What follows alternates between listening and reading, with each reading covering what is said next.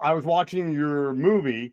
You sent it to me, and I was just like the scene that I come from. I come from the Orange County hardcore punk scene, and Mm, so much like there were so many bands. Especially there was a band called Unbroken who were deeply affected by the Smiths, and so I'm watching this movie, and I'm like, I gotta talk to this guy because, I mean, I don't know what music scene you're from or what you're, but I'm assuming that you're from a music scene or that, and I'm also looking at your filmography and you've done a lot of music related stuff. mm. So I guess that kind of is my first question is like musically, where do you kind of fall? Yeah, well, I'm a child of the 80s, right? So I was in high school. I grew up in the class of 87. So you can just imagine going back to like 82, 84. Like imagine the albums that came out in those 4 years of middle school, all that stuff. I mean, it was the peak of, the British new wave stuff. And I was a bit of a nerd, and I met a summer girl from I grew up on Cape Cod, sort of like, a little middle class community. And I worked at the grocery store, and a lot of seasonal kids would come through. And we met actually, it inspired the film, actually. So kind of like the Cleo character is like my friend, this friend of mine who I met, and she sort of became this ringleader of our little gang and was from Boston. We were just suburban losers. And like her and her friends are from near Boston, the big city. And we go over to her house when her parents are away and play records. And she had some stuff that I hadn't heard of, like, the Cocteau Twins and Susie and the Banshees. And I remember Japan. She played me Japan for the first time. And, just dancing around and listening to all this stuff. I mean, I was getting into cool music. I like the B-52s. And we had a great radio station on Cape Cod. The Cape Cod Community College had a station called WKKL, and they were edgy, So I was hearing a lot of the Boston scene, right? So we'd hear the punk, like I don't know if you remember. There's a punk band called the Freeze, which was from Mhm. Boston. Human Sexual Response, really cool stuff. And then you'd hear Joy Division and New Order and The Cure and Dead Kennedys. They played a lot of it. It was like, the rise of punk, early new wave and post punk and all that stuff. We're getting it beamed to us in this little tiny suburban town. So it was kind of in the air. And then you meet, you know, cool kids who kind of catalyze a sort of musical taste and style and scene and all that. And I just fell for it. I mean, I'm totally like bullseye, like new wave kid. Right. A little more, maybe, I mean, I'd say new wave, but maybe more like dark wave. I was a little more gothy. I like the darker edge of the spectrum a bit. So when the Smiths show up, it's like absolutely perfect. You know, Instead of spraying my hair out like Robert Smith, I started like wearing cardigans and and trying to be a little more dapper.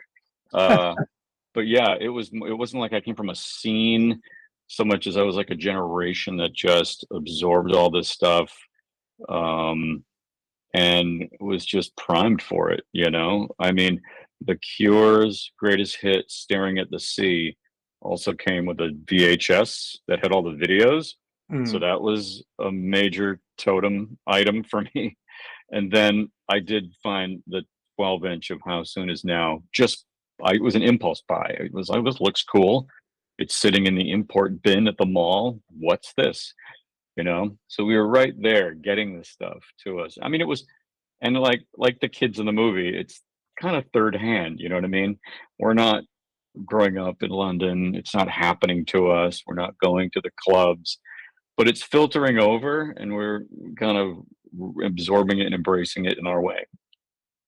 So now, okay, by the way, before I forget, there's a band from my scene called Quicksand, and they do a Hmm. cover of How Soon Is Now. And Oh, that cool. came out in like I mean, I first heard it from them in like 93, but I just remember that at that time, that was such a cool thing because it was number one, their sound, I mean, it's what you would call post-hardcore. So it's Hmm. kind of I don't even know the way to describe that, but it's just something that if you get a chance, check that out, just because there's so much synergy in what you're saying. I'm like 3 years younger than you, but you and I were kind of hanging with the same people, but we were All 3,000 overlaps. miles away. Well, like the kids I met in college my freshman year were from like Hartford, Connecticut, and they were a little more punk, but just a little bit, you know. I mean, I think they had all the Sonic Youth records, and they were into All, you know, and the Descendants, and Oh yeah. but then, you know, we all had that crossover, and that we loved The Cure, we loved Susie, we loved Bauhaus, and you know, it all mixed in, you know. So I might have been a little poppier. They were definitely a little more edgy because they were city kids, you know. Right. No, and you see that in the hardcore scene too. Mm. My one of my big questions is, I was watching this movie, and I gotta ask, like, how do you make a film like that on a budget? Because like you had wall to wall Smiths music, and like Yeah. usually, like when you see a movie like this, like for whatever reason you can't get the artist's music. Like how does that come? Like literally, I'm watching the movie and I'm like, oh wow, he's using this song and he's using this song. So yeah.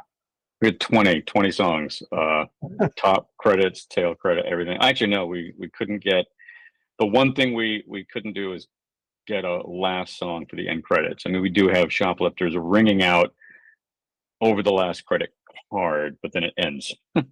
Right. Yeah, no, I mean, we started with the music. I mean, we conceived of the story. We had like a story by a person. There's a person who has a story credit on it, who grew up in Denver and remembered the urban myth of the kid taking over the station. And but I wrote it, and having done music, you know, a few music films by that point, I knew we had to start there. So very fast first draft to make sure we could articulate the idea, and like, okay, this reads pretty good. This is fun. I wrote all the songs in, and it really is just a combination of having done it a little bit and got it and understanding how music clearance worked. And I had the benefit of having interviewed Johnny Marr in my film about Scott Walker. So we had met Johnny and his manager in Manchester. He loved Scott Walker and the Walker Brothers. So that was a little feather in our cap.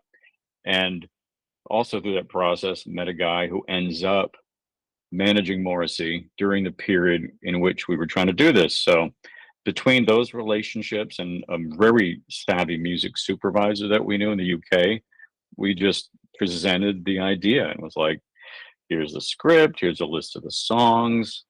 What's this going to cost? You know, first of all, will you agree?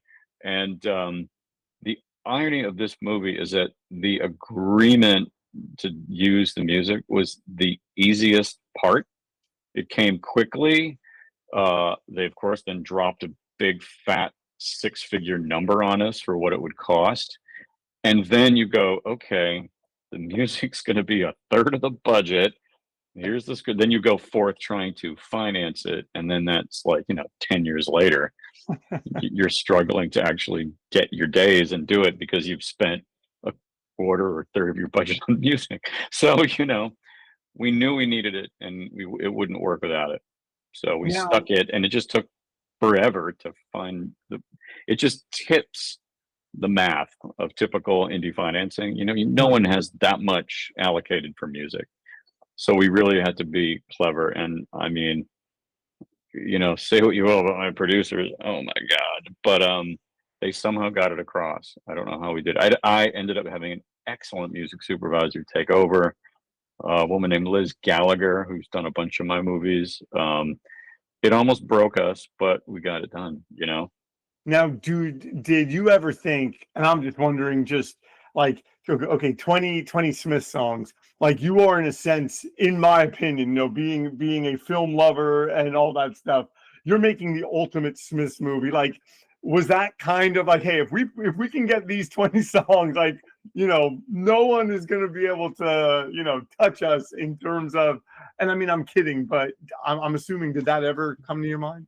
No, I mean, that wasn't really the thought. I mean, I just loved the whole idea of it. And I knew that to do it right, you're at a radio station, you know, it's an all night Smith show. It infuses everything. It would quote endlessly from the lyrics. It drives the story. The characters are embodied by the songs. We had to have it. Um, and yeah, there's like a slight point of pride. You're like, yeah, we got 20 Smith songs, good luck everybody else. But that's also daunting because, this is my Smith story. It might not be everybody's Smith story. And I try not to read stuff about the movie, but I know some people were not thrilled. You know what I mean? Might not have been their version of what this story could have been, but I don't care. It's like it was true to me and my friends and our moment. And, it wasn't like we had to twist their arm to give us this music.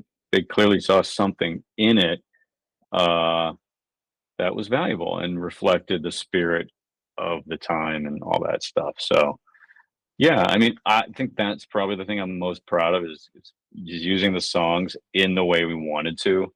There was very little compromise on that front.